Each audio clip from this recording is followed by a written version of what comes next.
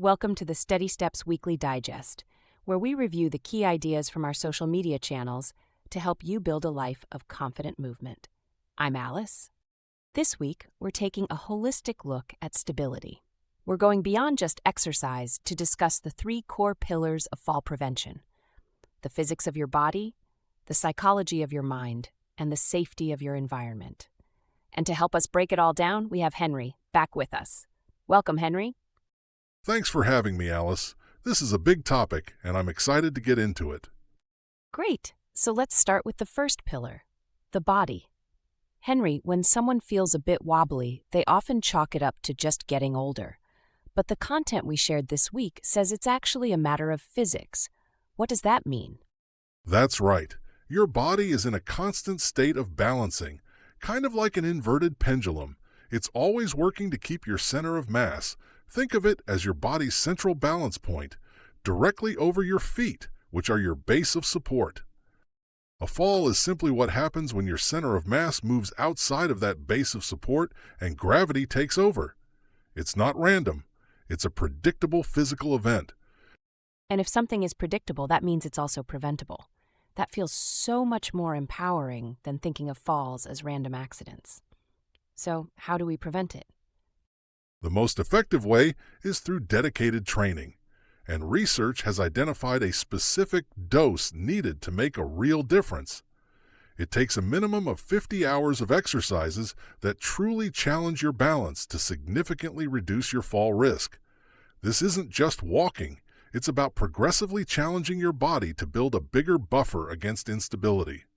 That 50-hour dose makes so much sense for the physical side. But Henry, what about the mind? I know so many people who are held back not by their body, but by a fear of falling. You've hit on the second pillar, Alice. The mind-body connection is crucial. Your brain is the master control center for balance, but fear can trigger a really debilitating cycle. It works like this. You worry about falling, so you start moving less. But moving less causes your muscles to weaken and your balance skills to decline. In a cruel twist, this actually increases your risk of falling, which then increases the fear. It sounds like a vicious cycle, so how do we break it? We break the cycle by building confidence through empowerment. We do this by focusing on what are called mastery experiences, small achievable tasks that prove to your mind and body that you are capable and in control. Celebrating those small wins rewrites the script from fear to confidence. I love that, building belief one small step at a time. So we've covered the body and the mind. That brings us to our third pillar, the environment. What are the hidden risks we might be overlooking every day? This is where we talk about a fall as a systems failure. It's when the demands of your surroundings exceed your body's capacity to stay balanced. The two biggest culprits are what we call extrinsic factors: your home environment and your medications. Things like loose throw rugs, poor lighting in a hallway, or general clutter. And on the medication side, the side effects of a new prescription or the interaction between multiple medications, often called polypharmacy, can directly impair balance. And these aren't small issues.